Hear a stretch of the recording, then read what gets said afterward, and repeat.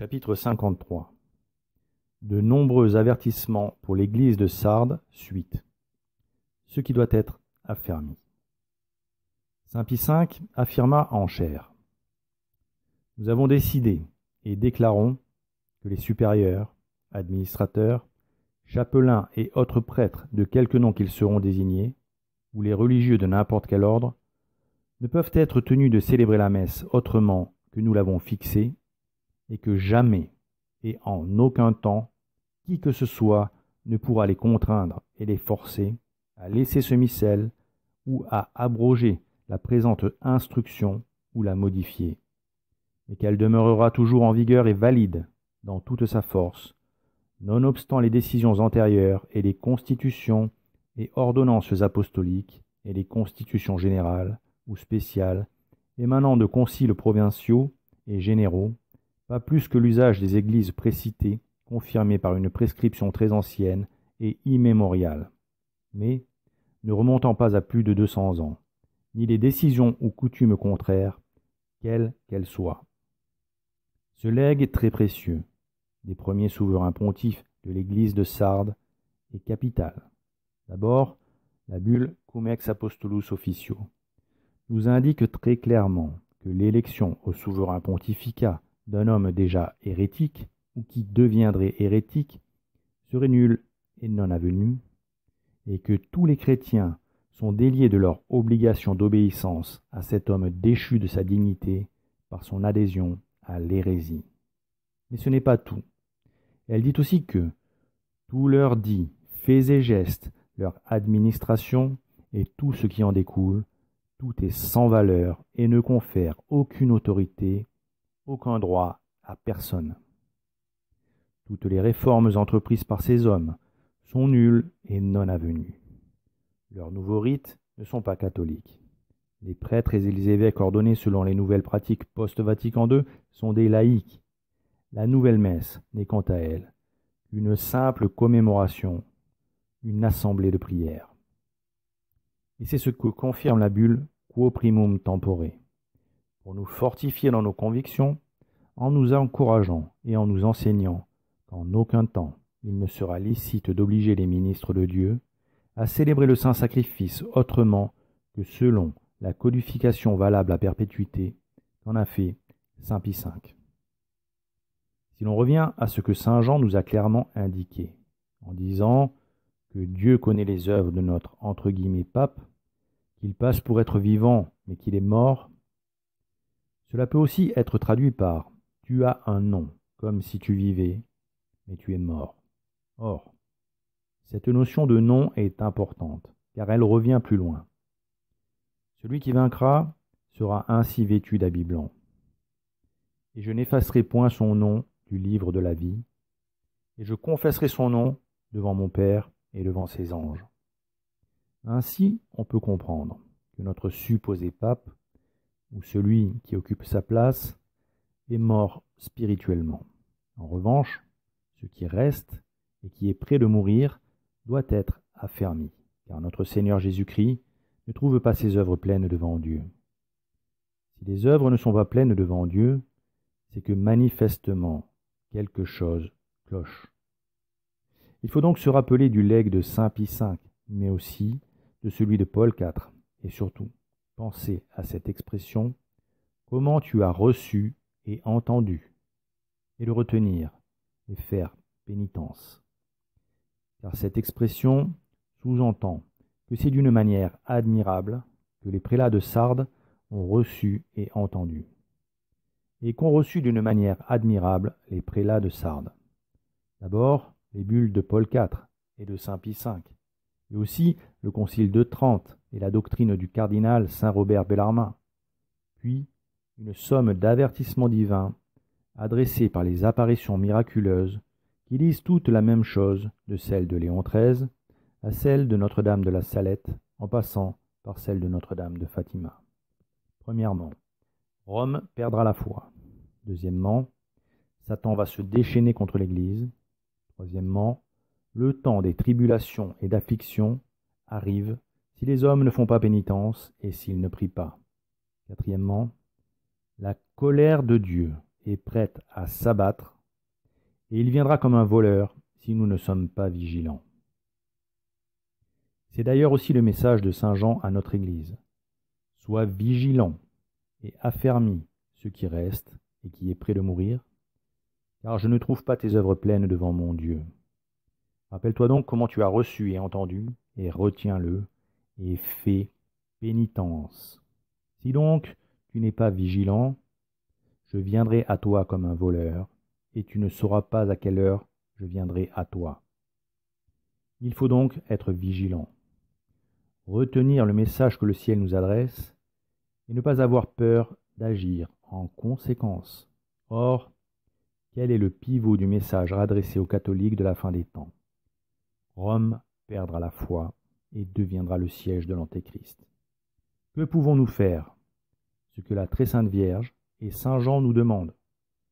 Faire pénitence et prier le chapelet tous les jours pour la conversion des pécheurs. La Sainte Mère de Dieu a largement insisté pour que nous le fassions. C'est comme cela qu'il nous faut combattre, et nous devons combattre. La Sainte Mère de Dieu nous l'ordonne. Combattez, enfants de lumière, vous, petit nombre qui y voyez, car voici le temps des temps, la fin des fins. Et pour combattre efficacement, il faut être vigilant et affermir ce qui reste, pour que ce qui reste ne meure pas. Comment affermit-on ce qui reste? Par les sacrements, par la Sainte Messe, par l'Eucharistie. N'est-ce pas précisément cela que nous avons reçu et entendu? N'est-ce pas ce que nous devons retenir et garder précieusement comme saint Pie V nous l'a légué? Sans avoir aucune crainte, puisque Paul IV nous a assuré que si un homme fût-il souverain pontife dévié de la foi catholique ou soit tombé dans quelque hérésie, sa promotion ou son élévation serait nulle, non avenue, sans valeur, et que non seulement nous serions dégagés de l'obéissance que sa fonction nous imposerait, mais que nous devrions éviter ce genre de personnes comme des magiciens, païens, publicains, hérésiarques.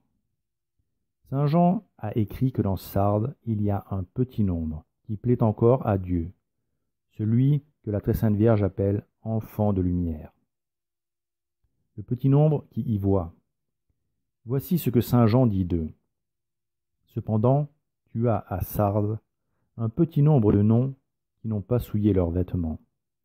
Ils marcheront avec moi, vêtus de blanc, parce qu'ils en sont dignes.